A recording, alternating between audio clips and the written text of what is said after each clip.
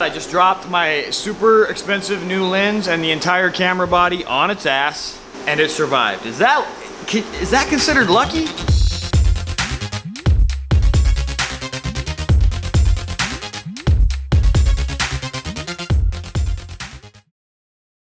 All right, Print Fam, if you tuned in to last Friday's episode, it was uploaded Monday morning, but if you saw that I was having some serious struggles with my dryer. Some of you piped in, told me what you think it could be. So I have the dryer up and running. I have tilted the fan. Well, it's gonna go about right here. I've tilted it so that it doesn't have any backdraft dumping into the tunnel. And I've been letting it run for about 30 minutes. We're gonna recheck our temps. Now I've got this thing set lower than we normally do it. It's always been the case where this temperature has had to be up about 20 degrees. So if it read 350 here, 20 to 30, it would usually be at around 320 to 330 inside the tunnel. I've actually dropped it even lower than normal. I had it at 350 a little bit earlier. It was running and it was getting way too hot. So, heat gun. Woo! I can feel the heat coming. It's not gonna work. I'm doing this basically just to confirm with you guys that it's not the fan blowing back into the tunnel. YouTube videos and troubleshooting simultaneously is a pain in the ass. Okay, here we go. See, what's happening is when the relay turns on to heat up the tunnel, it shoots to the moon, and it almost seems like but when I replaced the mercury relay, it did fix it for a while. This stopped. It seems to be back, and look at that, it's going into 380s, whatever. No matter how far I turn it down right now, it'll keep doing that. Unfortunately, the fan isn't the issue, but thank you guys for at least, you know, giving some advice. It's always worth double checking, you know what I mean? Now, what it could possibly be, still. So I have a new watt load temperature controller here. I've had it for forever. They're literally plug and play. And I'm not gonna do it right now because I've already spent the whole afternoon trying to get it programmed. I'm missing something. I can't get the settings right to where it works the same way this one does. The only one I could find, it said it was brand new, but it has what looks like some kind of a burnt resistor right here. And maybe that's the reason it's just not doing what I need it to. But if any of you know how to program one of these, please let me know in the comments or send me an email, tell me the settings. I mean, it would be greatly appreciated, and that knowledge would be very useful knowledge for the community. That's where we're at with it. So I can't use this dryer today, but I have to get this print job out to he's a good client, he's been working with us for years, so I have to get it done. I still have all the screens from Friday. I'm just double checking that nothing broke down when I washed the water out from it and that nothing got stuck in there. So I can go ahead and use this. In the comments of my most recent video, one of you asked if I could show how to do the registration dance. And I'm just gonna kind of let the tape run and you guys can see how it goes. All right, now that I've taped my rapid reg down, I'm loading my screen into my side clamps. You might have rear clamps, doesn't really matter. And I'm gonna come through here, loosen up these, zeroing out my micros.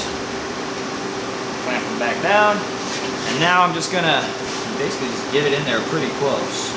Once I got it kind of where I want it, put my hands on the mesh, and I do kind of like a lug pattern thing where I tighten it a little here, a little here, a little here, a little here.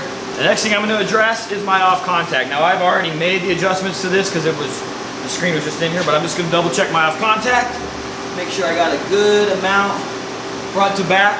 I've got an even width of a quarter. I like my off contact a little high. Now the next thing I have to do, because I already printed through this, is tear the reg marks off. I have to clean this whole fucking thing eventually.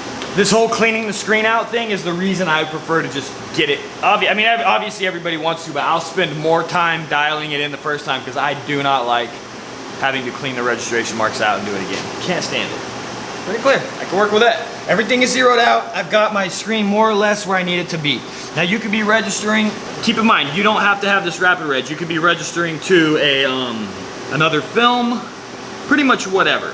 I prefer registering to films as opposed to doing the white plate on a t-shirt, taping it off and registering to that. Some people prefer it.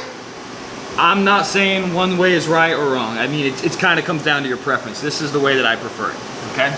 With the Anatol in particular, I'm just gonna back it off, I guess about a half turn, maybe a quarter turn. I know when it's the right amount because I can turn the micros and there's still tension on them, but I can move them. So the first thing I'm doing that I find that I have to get right is the vertical with rapid. When I'm doing it with these two registers, I used to register to these two. Now I'm learning how to register to these two, which from an efficiency standpoint makes more sense. The dance starts with my two vertical registration marks. I'm getting them in the same place, so I'm trying to turn the screen left and right to where I can get it to the point where I'm just going like this. So first thing I'm gonna do, got those two good to go. You see how you can see it's just on that side of the black line, so I just have to bring the screen this way a little bit. On the other one, it's the same thing. See, it's just on this side of the black line, so I just have to shift the screen this way a little bit. But to be clear, the reality of registering a screen is, in theory, all I have to do is touch this knob and bring the screen this way. There's still some like uneven tension. So what will happen is as I bring it this way, I'll have to touch these two to keep shimmying it. You know, so I'm basically bringing it this way, shimmying it, getting it level again. Bringing it this way a little bit more, shimmying it, getting it level. Maybe I bring it too far, I have to push it back that way.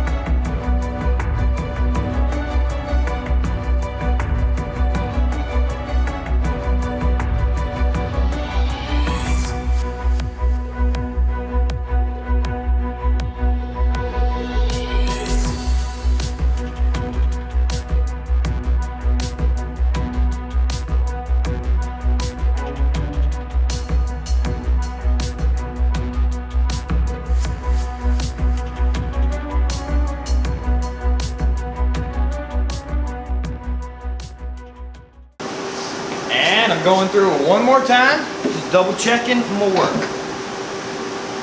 Another really good habit to get into, this is actually a key habit, is check that your pallets are actually tight, so that there's no wiggling going around that could cause variation in the setup. Forgot to do that in the beginning, should have mentioned it. It's not necessary on this press because it's so new, but when you're dealing with older stuff that has a lot more sloppy tolerances, it's going to be more important to check that everything is tight. Bring my white plate back down. Man, I really went high on the off contacts here, but I got it in pretty good. Nah, don't like it. I'm going to go again.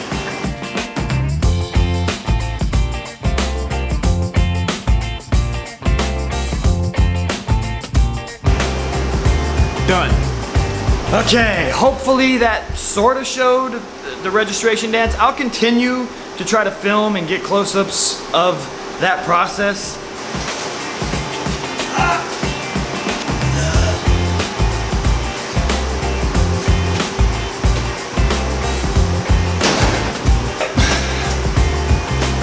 Light, baby.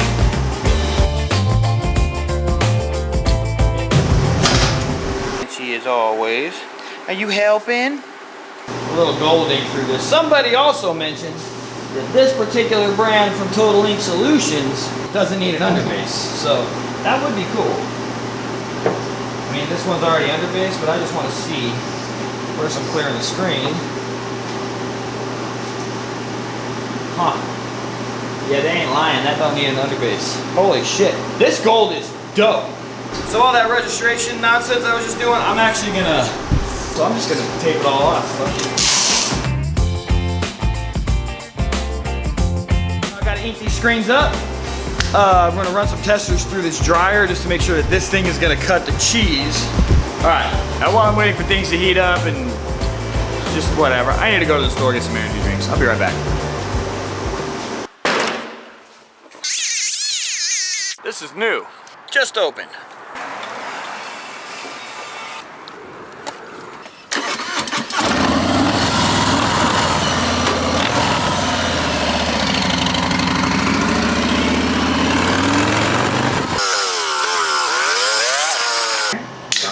And then when they got there, like another death. There was a lot of death, and also when they took over. There it is.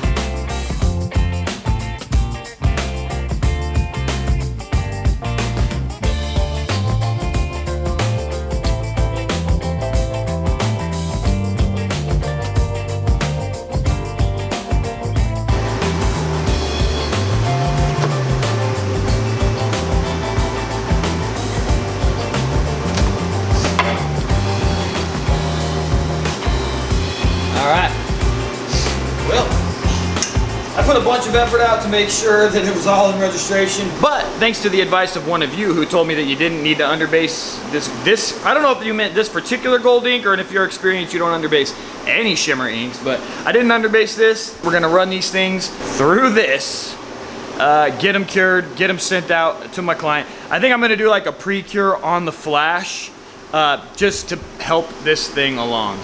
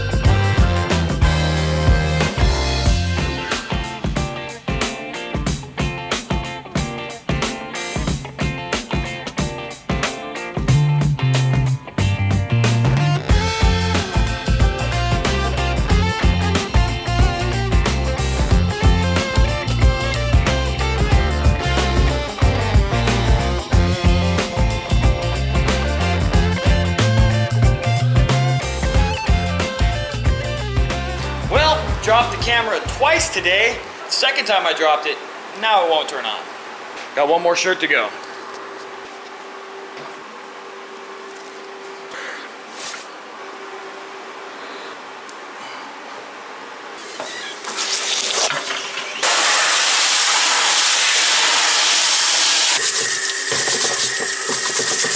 Two drops in a day. You can't expect them both to survive.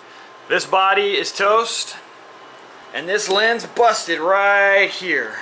So this lens is broken. But I really want to throw this. Ooh, I want to throw it so bad. I want to throw it so bad. But I feel like it might be fixable. So I'm going to order a new one and maybe see what a camera repair guy would charge to fix that. Alright. Anyway, it just looks amazing. Everything's heat set. Yeah, it's just so good. Just like Friday, things are just going so well. Now let me ask you guys a question. Let me know in the comments of this video the worst experience that you've had in your screen printing shop. The bigger and badder the problem, the better. Let me know in the comments, share with the community, let the others know that it's okay to have a bad day, or two, or three, or even a bad month, because we all have them. Thank you so much for hanging with me, Print Fam. If you have any questions, leave them in the comments. Other than that, take care of yourselves. Peace out.